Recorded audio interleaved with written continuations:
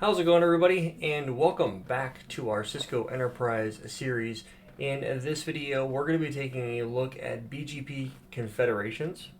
So if you're not familiar with this is more of a service provider specific configuration, but I'm going to be talking about it because of the fact that it is a scaling technique for very, very large scale ASs.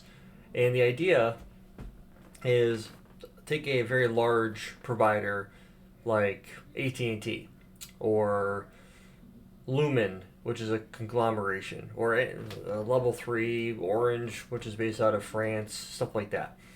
You take a very large service provider that's got thousands of routers, any number of routers in the thousands range.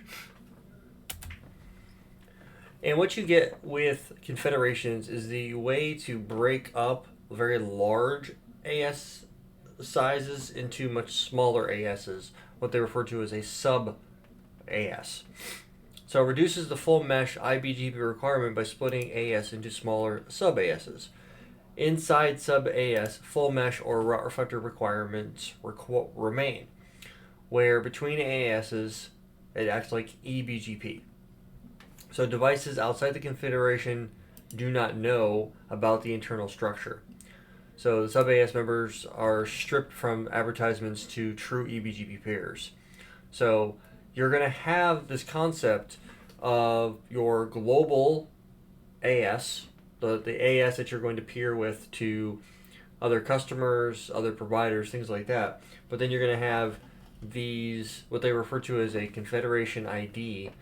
And what you end up doing is you end up forming a peering between you're going to set up a peer ID or something like that. I forget the actual syntax. We'll walk through here in just a minute.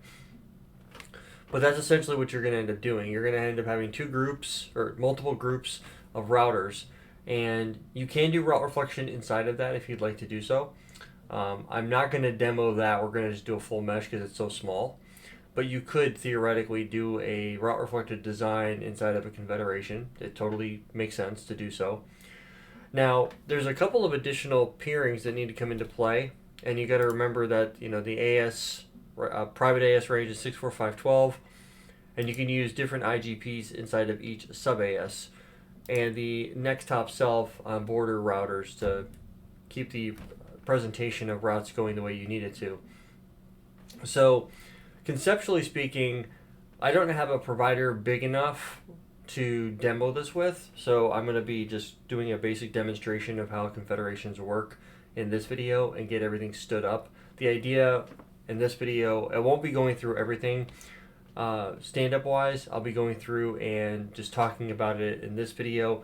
We will be doing some configuration to get ISP3, ASN3 totally stood up. We need to deploy OSPF and stuff like that. So actually, now that I'm thinking about it, this would be a good use case to just do a full, I'm going to do a confederation which uses IBGP.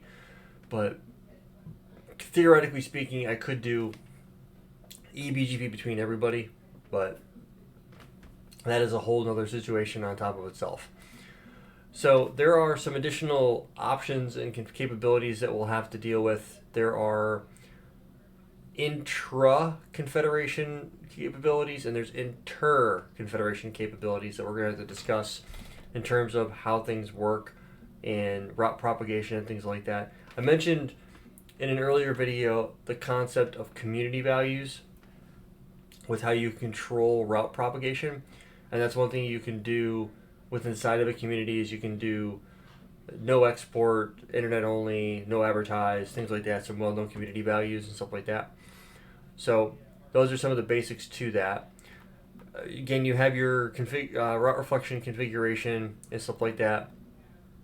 So what we're going to talk about for configuring BGP confederations, you have your enable the BGP process. This is going to be the sub AS. And then underneath when you configure your main AS number, this is going to be the confederation ID. And then you're going to set up confederation peers, what sub AS you're going to peer to.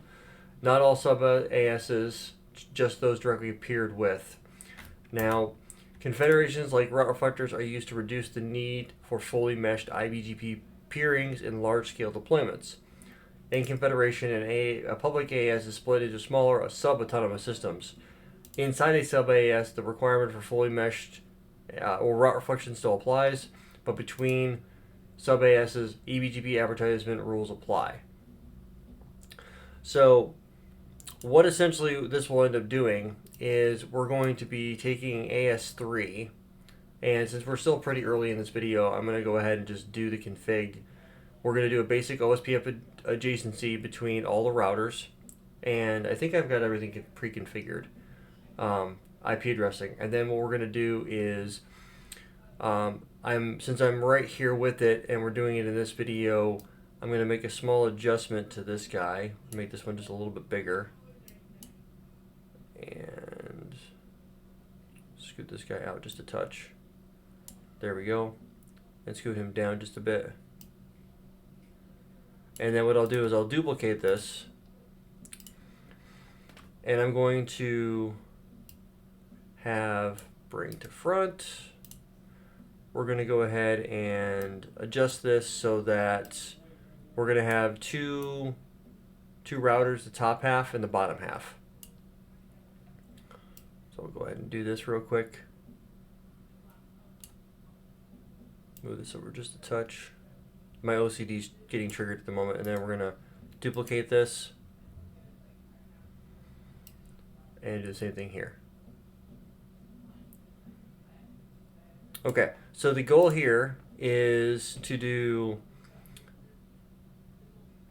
a peering on 62 and 45 will be one sub-AS, and then we're going to use 44 and 63. So in this particular case here, I would normally do, I'm going to go ahead and duplicate this. I'm going to change the AS number. So the local AS will be, I'm going to use BGP ASN, and I'll just use 6245 so that it's easy. And then we're going to do 4463 so that it's very, very obvious of what they are. I'm just taking the router numbers and including them in the AS number so that it's easy for identification. So it's going to be 4463. Just like that. Okay? This makes it simple enough, right?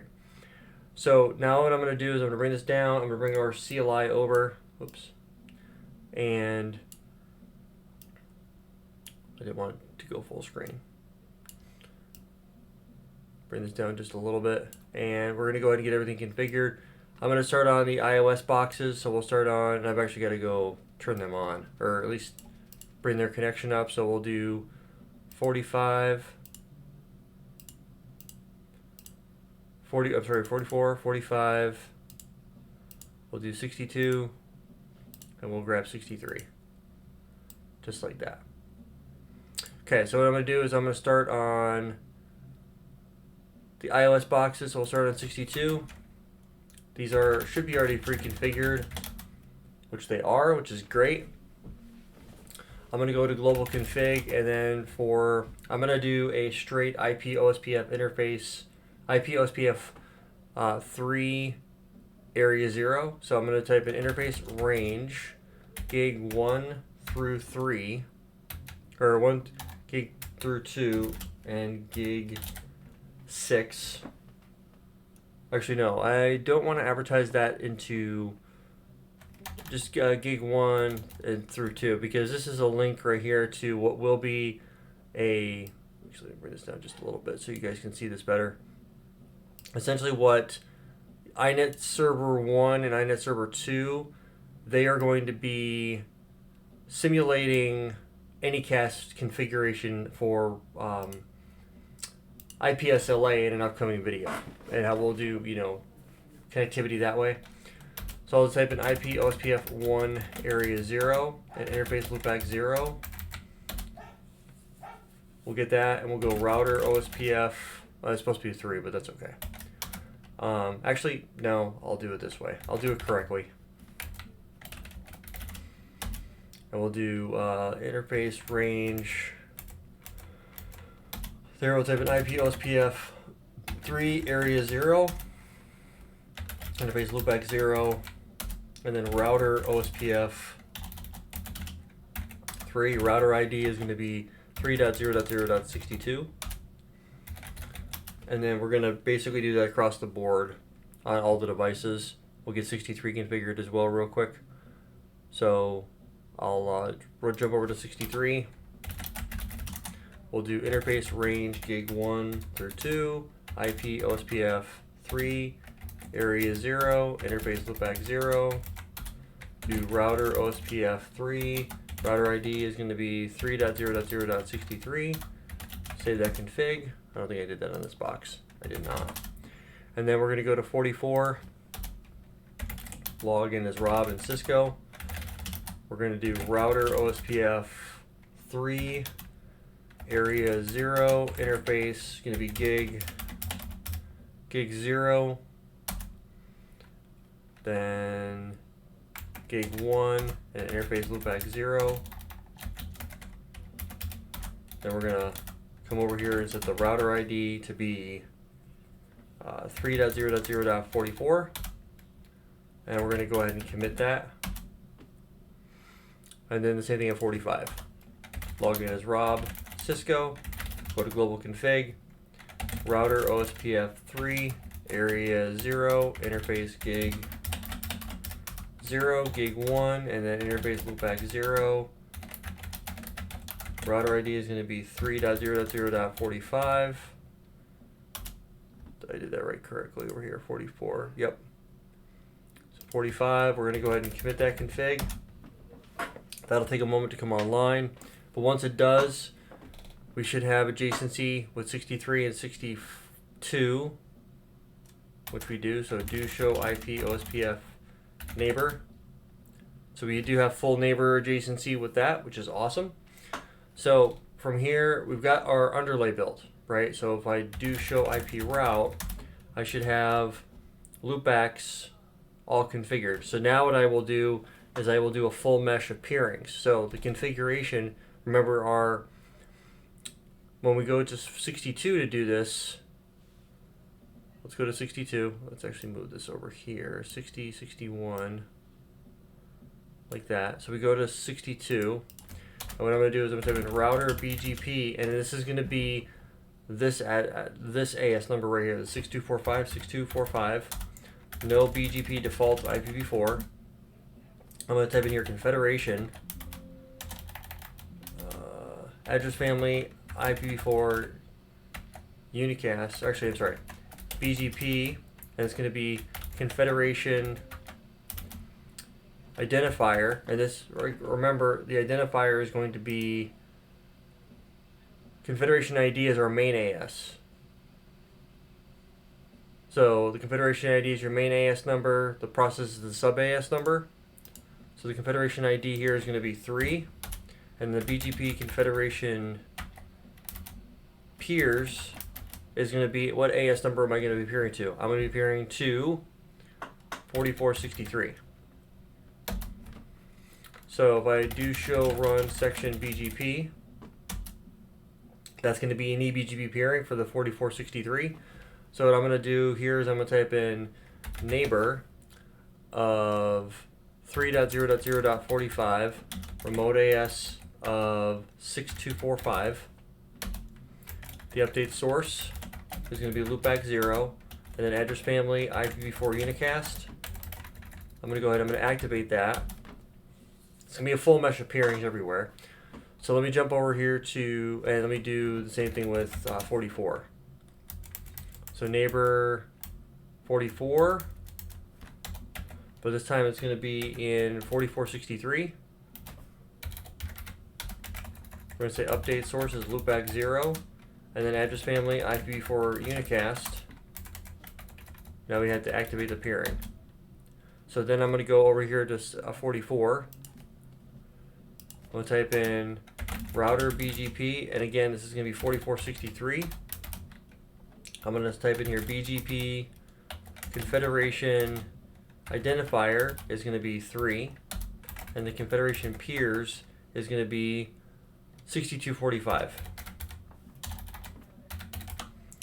I'll type in neighbor of 3.0.0.62, remote AS of 6245.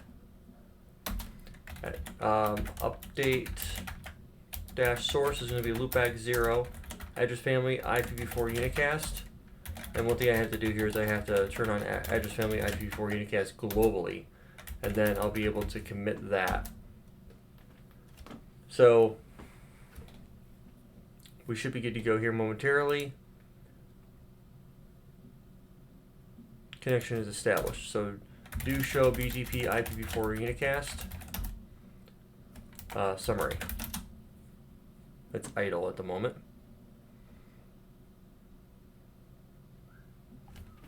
Do show run router BGP.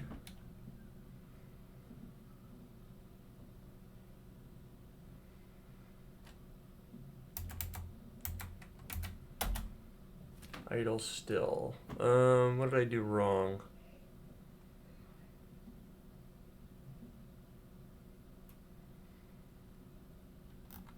Something's not quite right. It's able to talk to it, but for whatever reason,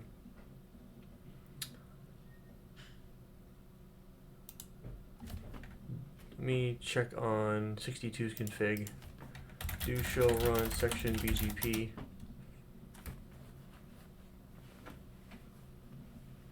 So 44 will be in EBGP peer, EBGP Confederation peer 45. Let me go do 45, just make sure that the config is correct. So router BGP, in this case here it's going to be 6245. BGP Confederation ID is going to be 3.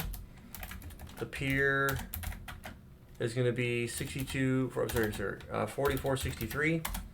Type in neighbor of 3.0.0.62, remote AS of 6245, update dash source is going to be loopback 0, address family IPv4 unicast, and then I'm going to go ahead and I'm going to commit that config. Let's get at least an IBGP peering up between these guys, make sure that's correct.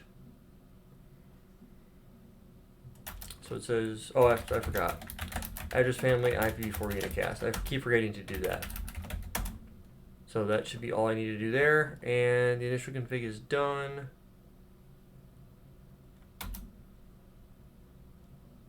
There it's up. So 62 is good. So I have a peering that way. So do show BGP IPv4 unicast summary. I have a peering up. That's great. 62 has a peering to 45, but we still don't have a peering up to 44. I'm not exactly sure why that's giving us a hard time, but anyway.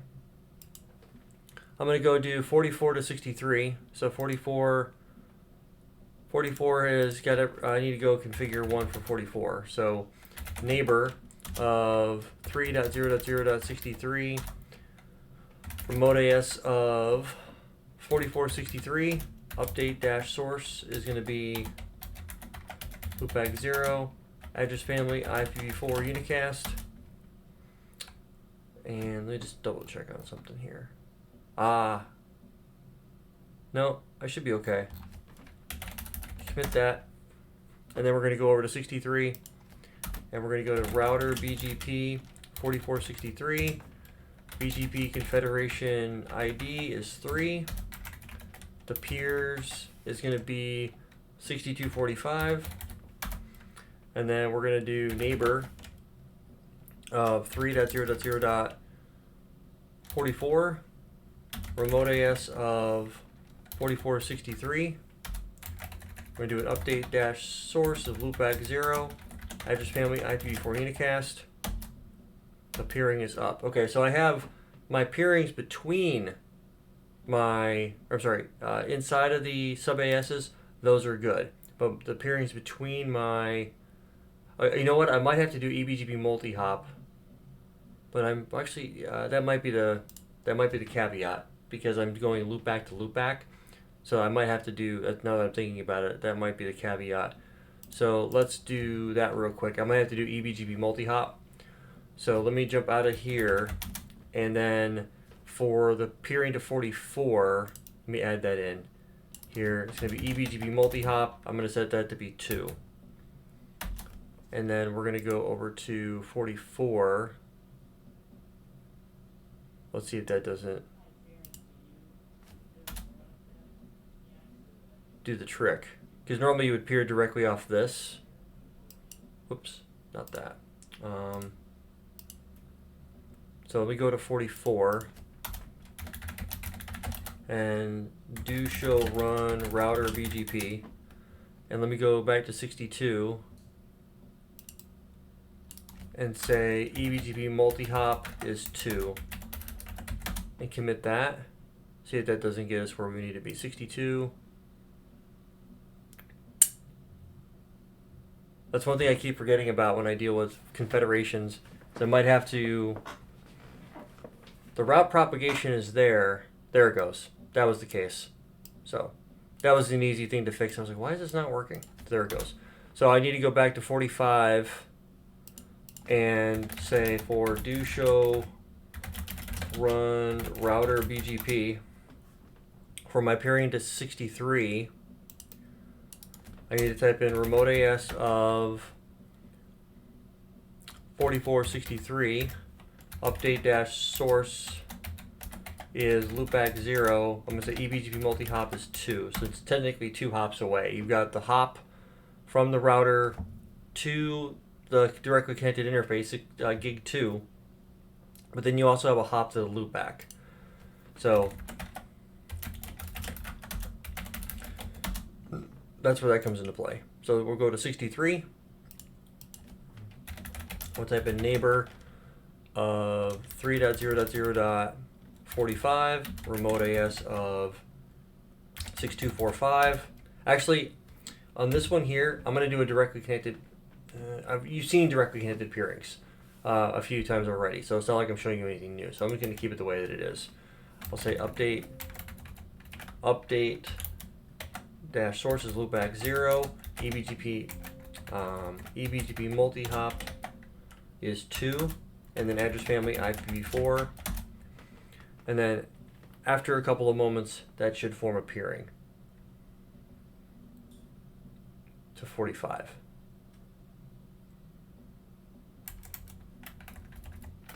Activate. I don't remember turning off that. Do show run section BGP.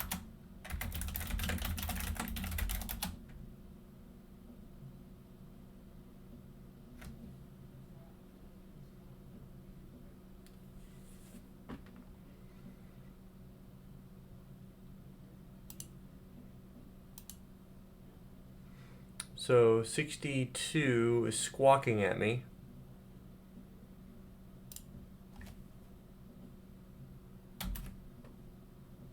Wrong AS. Do show run section BGP.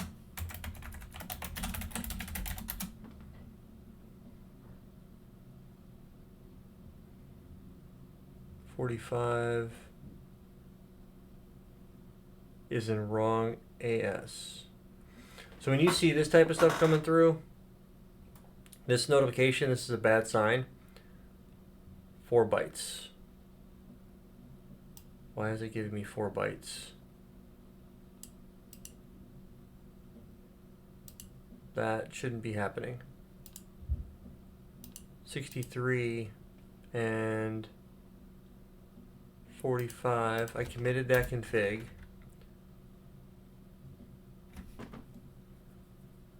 So remote AS configuration changed. Do show run router BGP. 45. Oh, I never actually applied it. 62. Oh, I must have done it to the wrong neighbor. Remote AS is 6245. 6245. And no eBGP multi. I see I screwed that up. I meant to do that to 63. Okay.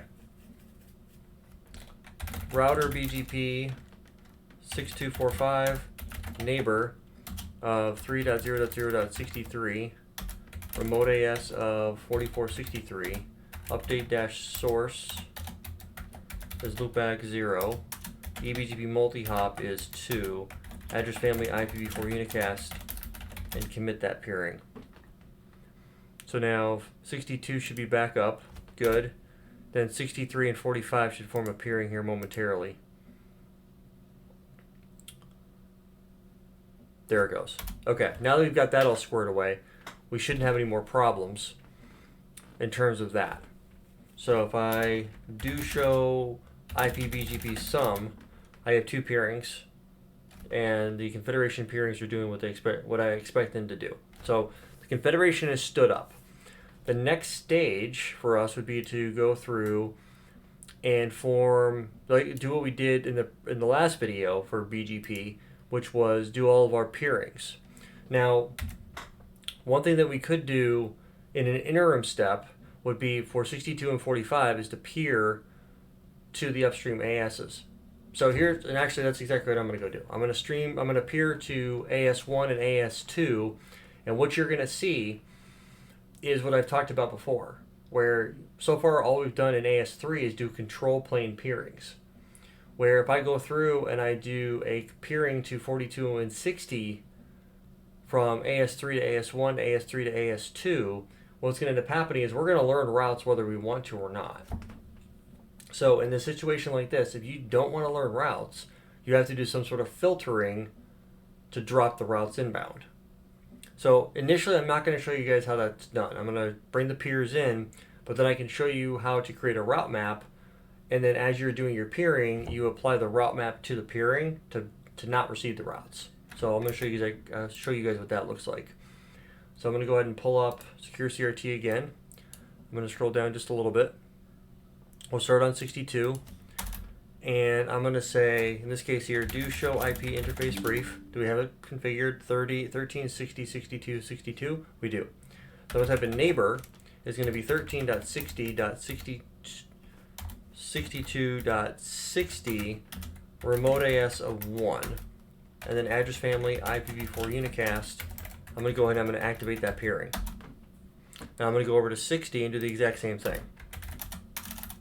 So I'm going to do a show IPBGP sum. We have a bunch of routes that we're learning in. I'm going to go to global config, router BGP1, neighbor of 62.62 remote AS of 3. And then address family IPv4. And we're going to activate that peering. So give that a couple of moments. That peering should come online because remember we're peering to the global AS. And there it goes. Now I'm on 62. If I do show IPBGP sum, I'm going to be learning 5 routes from .60. If I pull this back, 60 is where I'm getting all those routes from. Okay. So now what I'm going to go do, and I'm going to show you guys how a route map works. Now all a route map is, it is an if-then-else statement. So it works off of a match and a set criteria. So you match on something, you set on something. Match on several different variables, and you set certain characteristics. So a basic example of this would be you want to match on a particular prefix, and then you want to set a particular reaction. For example, for traffic engineering BGP, you might match on a particular prefix and set the local preference to be a value. So it takes a particular path through a service provider. Now, a route map does have a permit and deny logic. So what I'm going to do is I'm going to create a route map that says deny inbound routes. And it's going to just be a deny entry out of the gate. And what that's going to allow me to do is it's going to allow me to prevent an accidental peering. You know, I want the peering to come up, but I don't want to advertise any routes. So it's a control plane only peering, even though you might get routes. You may not want to receive them yet. You might not be ready for them. So what I'm going to do, I'm going to create a route map, route-map. I'm going to say deny inbound routes. And I'm going to say the operation is deny. So then I don't have to do anything else besides this because it's already a deny entry. I can go ahead and type in exit, do show run section route dash map, and we have that. Now what I get to go do is I get to go over here to router BGP 6245. I get to type in here neighbor of 13.42.62.42, remote AS of 1, and then address family IPv4 unicast. I'm going to go ahead, I'm going to activate the peering, but I'm also going to say route map, deny inbound routes, inbound. I don't want to receive any routes from XR42. So now that I've done that, I'm going to go over to XR42, log in as Rob and Cisco, go to global config, router BGP1, neighbor of 13.42.62.62, remote AS of 3, address family IPv4 unicast, and then I'm going to come in here and type in route dash policy. It's going to be ebgp underscore peer in and out. Type in root, type in route dash policy, and then I'm going to grab this name. I'm going to say pass. So show config. I'm creating an RPL called ebgp peer that's allowing any routes to go across. Router BGP1, I'm going to have a peering set up to 62 for address family IPv4 unicast, and I'm allowing both routes to be received and sent. I'm going to go ahead and I'm going to commit this config. And then in a moment or two, we should see 62 form a peering with 42.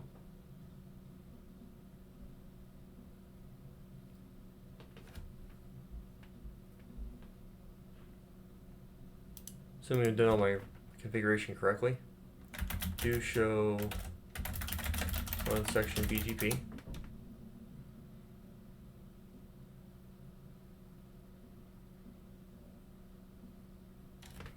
Is 42 configured? Do show IP interface brief. Aha! Gig 2, interface gig 2. IP address is going to be 13.42.62.42/24. No shot. And commit. So after a moment or so, we should see the BGP peering come online.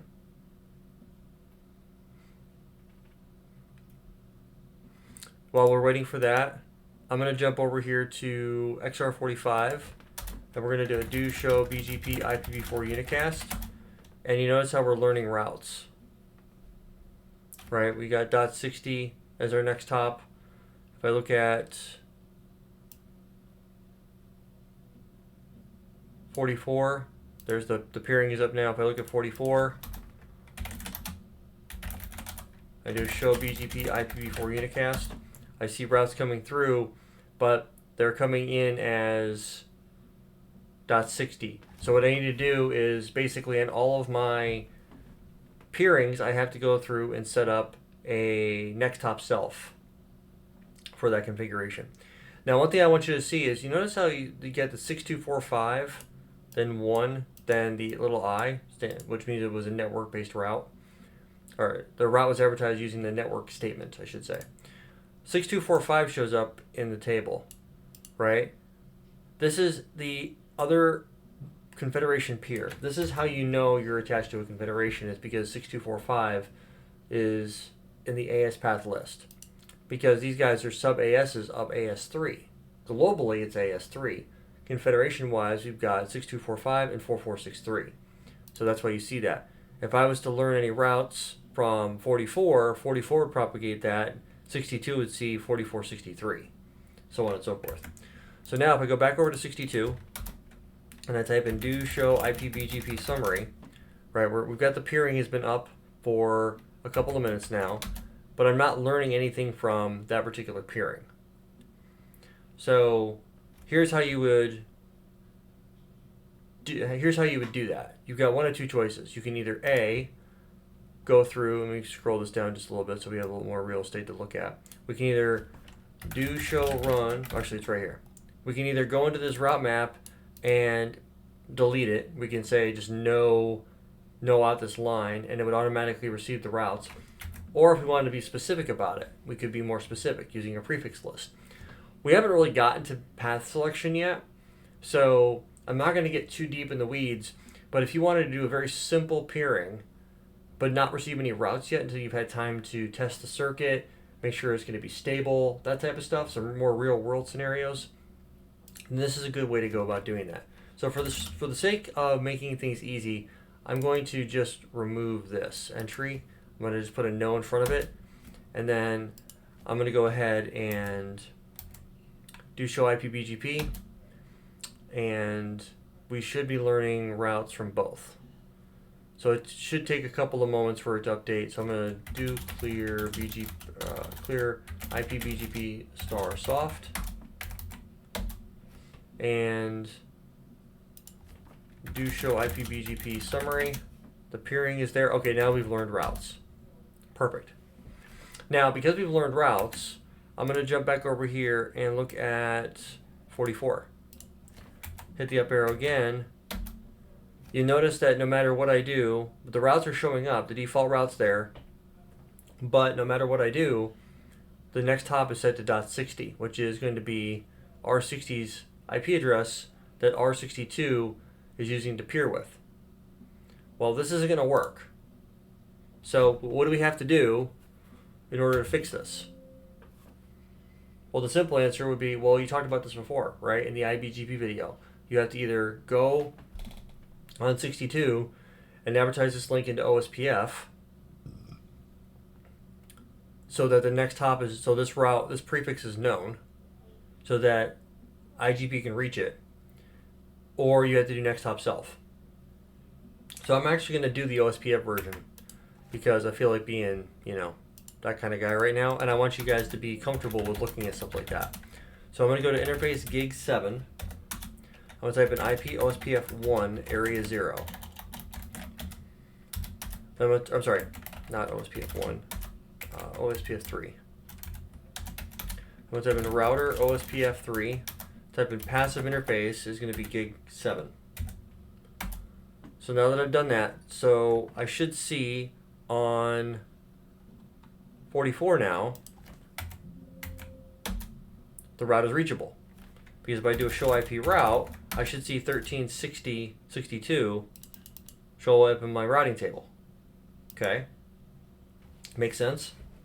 So because I've advertised this link into OSPF, made it a passive interface, meaning that it won't form an adjacency with another router, 60. And how does it not do that? Simple. It doesn't send or receive OSPF hellos on that interface. If it receives them, it silently drops them. It doesn't send anything out either. Okay, so now that we've covered that, let's go over to, on this one here, we're going to have to assume that if 60 to 62 were to go down, then we have this one here. So do we do the exact same thing? Well, it would make sense to do the same thing on 60. Or I'm sorry, on 62. It would make sense to do the same thing on gig 3. And then go to interface gig 3 and do IPOSPF 3. And then we can go ahead and over on 44, hit the up arrow, and we should see 60, 1342.62 show up in the routing table as well. Now, what if I was to go through on 62 and do one link was supposed to be using the IGP to propagate the route, and then for this peering here, I did next hop self. Well, what would end up happening is you would see the next hop self propagate. Because BGP, that would be an IBGP route. So in that particular case, since it would be IBGP and the AD for BGP would be 200, I would still expect you to see the 200 or the OSPF prefix come into play. So let's just go to 62 real quick and do a real quick demo of that. So do show run section BGP, router BGP 6245, and then for the neighbor to 44, so this guy right here, we're going to go ahead underneath address family IPv4, and for that peering, I'm going to go ahead and say next hop self. and do clear IP BGP star soft. Let me go over to 44. And if I see this, now it comes in at 62.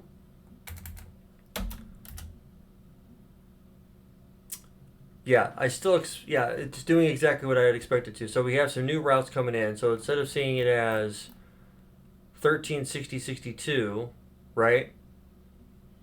It sees it coming in as, so the routes didn't really update too much. Some stuff did, some stuff didn't. You can see that right there. So because these are advertised as OSPF and not next top self, these would actually go away. These routes would go away if I was to remove the OSPF adjacency. So I guess it's going to be one of those things where you'd have to test it out and see which one's faster. But you'd have to do that in a real world environment. I'm not really going to be able to demo that here per se. So with that being said though, you can see the difference. We knew next top self would change the next top for any BGP learned route, any iBGP learned routes. These guys right here technically aren't BGP learned. They're not BGP. They're OSPF enabled.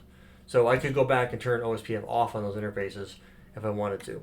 So now that I've got that done, let's go over to XR45 and peer to 61. So on 45, I'm going to go back to here, type in neighbor of 23.45.61.61. The remote AS is going to be 2. Address family IPv4 unicast. And then I'm going to need to set a route dash policy of eBGP peers in and out, and then go to root route dash policy eBGP peers, and I need to type in pass and then commit that config, and then go over to 61. Go to global config, router BGP 2, neighbor of 23.45.61.45, remote AS of 3, address family IPv4, and then activate the peering.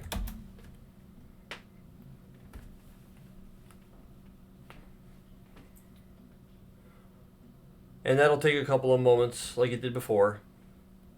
But now that we've got that configuration in play, we'll be able to go through. There it goes. And then if I look over at 63 now, I do a show IP BGP, we can see stuff coming across. And if I do a show IP route, those routes are not going to get injected from 61. They're going to take the 62 path. So what I have to do again, and this one's going to be very, very simple. I'm going to go simply do on 45, I'm going to go ahead and 63 is learning that from 62.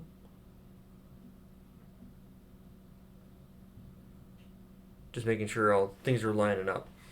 So what I'm going to go do is, because there's no route to 61 in the routing table, what I'm simply going to do is for the peering to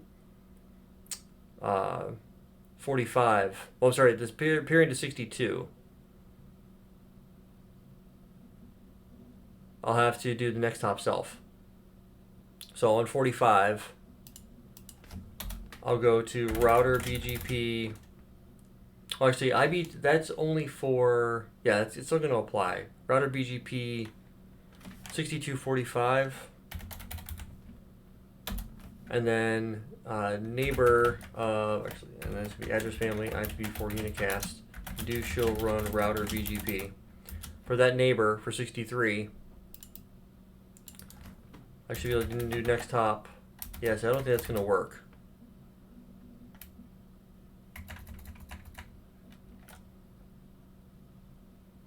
Address family IPv4 unicast. Oh, sorry, next hop. Next hop. Okay, so that's an iBGP only config. So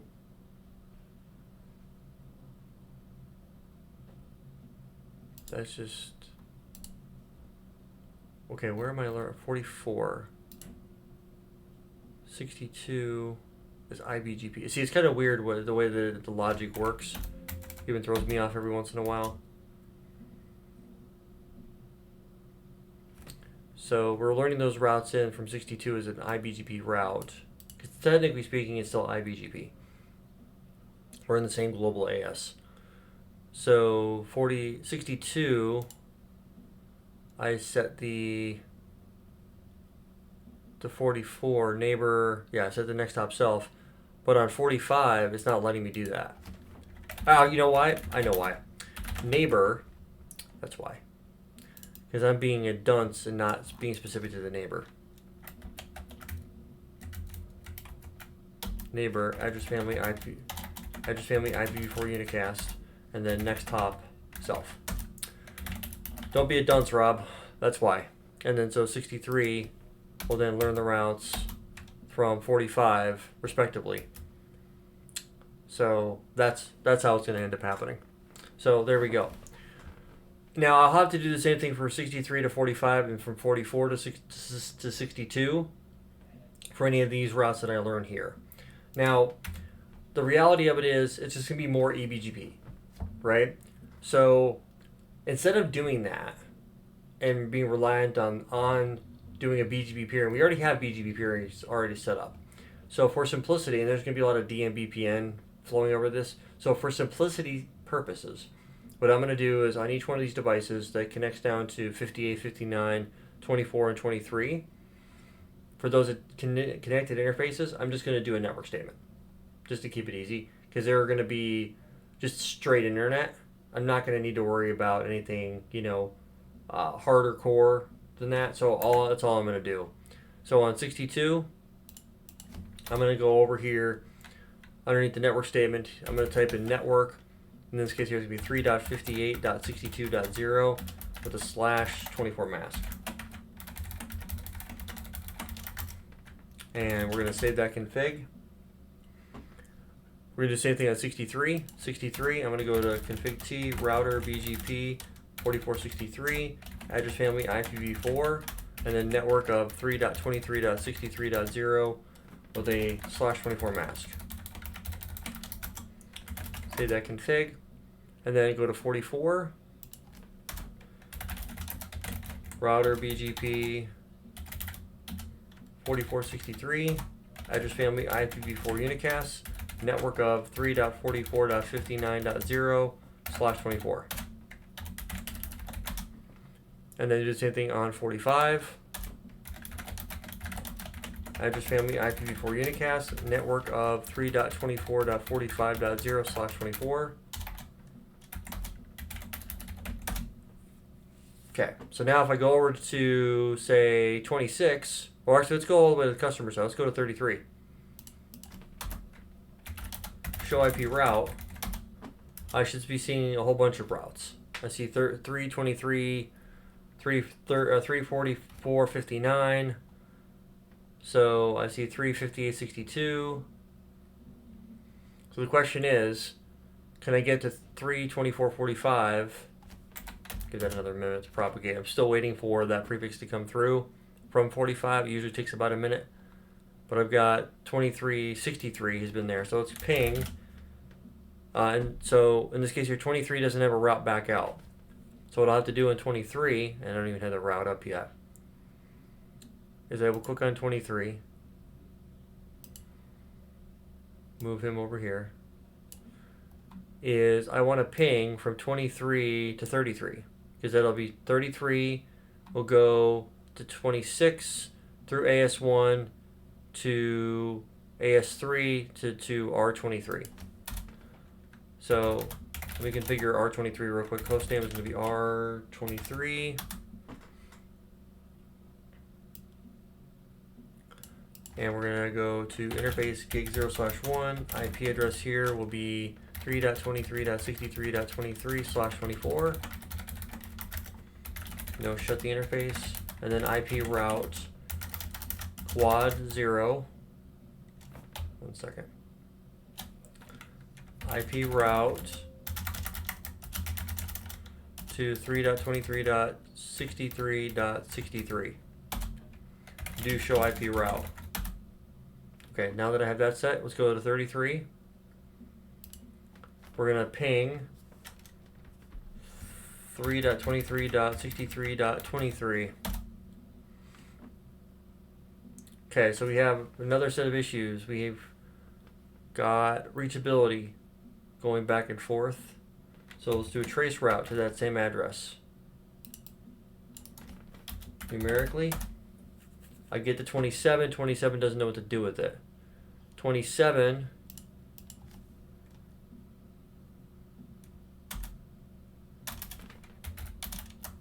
we're going to do a show IP BGP. 27 is looking at 62. So again, remember what I was talking about before, where we're running into the next top processing kicks into play, where we don't know how to reach it because 27 doesn't know how to get to 1342, 62, 62. So what I've got to do, so this prefix right here, so what I've got to go do is on 42, I've got to go and set the next hop self, because right here it's going to get it through 60. So it's taking the 62 path, even though it is the 60 path, which is kind of funny actually. If I look at this and do a 3.23.63.0/24, this path right here is as internal its best, and it's probably because of the lower router ID. So let me go and update that real quick. So I'm going to go to 42, log in, show run router BGP, and for 27, I basically have to do next hop self, just like I did for 27. I went to 27 and I show run section BGP. I had to do the next hop self to 60 in order for that to work. So I'm going to do the same thing on 42 for 27. So config T router BGP 1, and then neighbor 10027. I'm going to say next hop neighbor address family IPv4 unicast, and then neighbor, and then oh, my bad. I don't know why I'm struggling with that. Neighbor, address family, IPv4 unicast, and then next hop self. And then we're going to commit that. Now 27 should see a different update.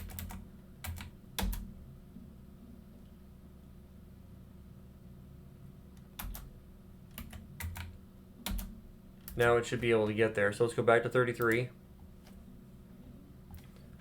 And sorry, 33, not 23. 33. So it's able to get all the way there. Let's do a quick ping. The ping responds. So we know it goes this way. Now let's go 22 to 23. We want to make sure we cover both sides of the coin, right? Show IP route. We know this is BGP. If I do a ping to 3.23.63.23, I get a full response. Good. If I do a trace route to the same address, numerically, I go 29, then I get 43, then I jump over to 27, when I should go directly to it. So we're failing.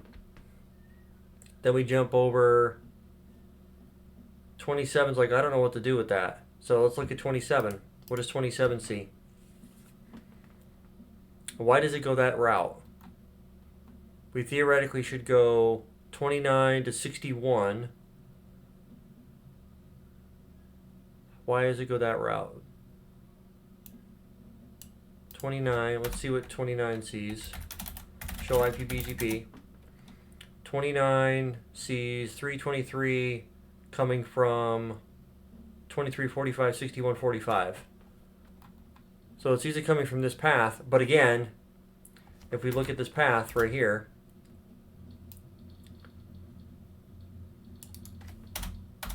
it doesn't know how to get there, right? There is no show IP route for this path.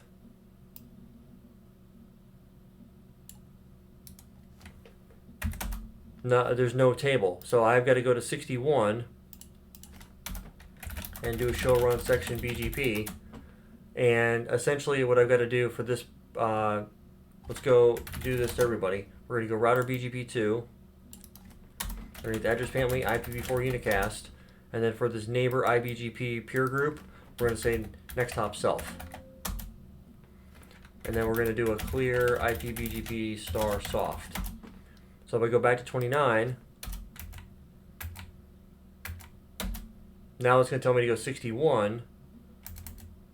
If I look at this particular path, show IP route, I should take 61 to where I've got to go. So let's go back to 22 and do that ping again. It goes, let's do the trace, but now we go directly 29 to 61, 61 to 45, 45 to 63. Yes, that is correct. 63 down to 23. Okay. So that's end-to-end reachability. So for those of you maybe scratching your head, lost in what we're trying to do, stuff like that, that's okay. Like, watch the videos over and over again, drop comments in the comment section below. If you are planning on going after either your CCNP or your CCIE, this is the level of verification you're going to have to go through. You're going to have to jump through the hoops to verify the routing. Because again, it looked like the control plane was correct, right? The routes were propagated. The routes were in the routing table. So you would think, well, everything should be working, right? Well, in reality, it wasn't. That's where BGP can be a much more difficult routing protocol to deal with than any of the IGPs put together, because of the fact that you run into these situations with BGP. So now, the next step for me to go do would be to do a quick trace from 24. Here's 24. We got to be fair, right? Let's move 24 over to here. 23, 24. 24, we're going to log into him. There's no configuration, so we're going to do a quick config. We're going to do host name is going to be R24, interface gig 0/1. IP address here is going to be 3.24.45.24/24. We're going to no shut that. And then we're going to do an IP route to 3.24.45.45. We're going to save that config. Now the question is, can 34 reach 24? Show IP route. Now we just have a straight default route. So we're going to ping 3.24.45.24. We're going to trace to the same address.